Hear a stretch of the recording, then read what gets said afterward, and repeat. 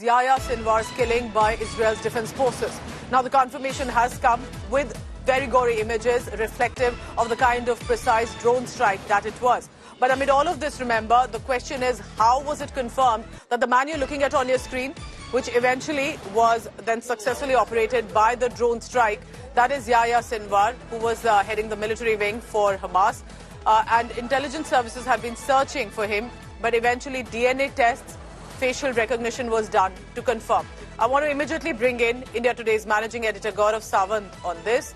Gaurav, that confirmation perhaps would have been most important because there have been other strikes as well. Do tell us about the details of this op and how did IDF confirm it was indeed Yahya Sinwar?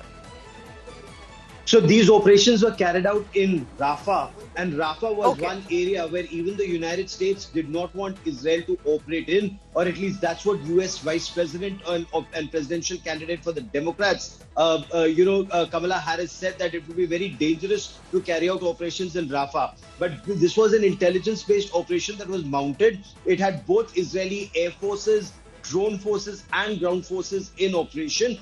The information that we've been able to gather from the IDF indicates that initially forces saw 3 men moving very suspiciously. 2 had blankets.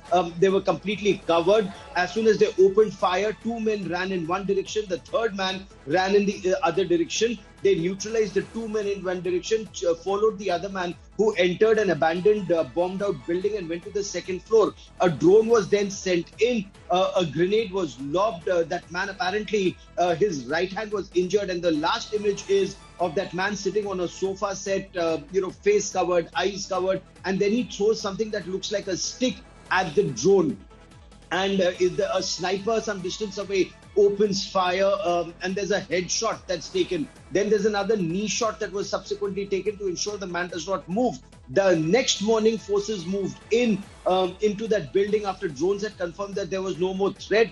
They examined the body closely. Initially, it did appear it was Yahya Sinwar. Remember, Yahya Sinwar was in the custody of the Israeli Defense Forces and in an Israeli prison for over 23 years. In an earlier murder case, and was released in a prisoner swap. So they had his DNA sample, they had his teeth samples because he was undergoing some tooth treatment while in jail. So first there was a facial match that was done, then there was a dental match that was done, and finally a DNA match was done. Only when a DNA match was done was when Israel's Prime Minister Benjamin Netanyahu and their Defense Minister Yoav Gallant announced that Yahya Sinwar, the architect of the October 7 terror attacks in Israel, had been killed.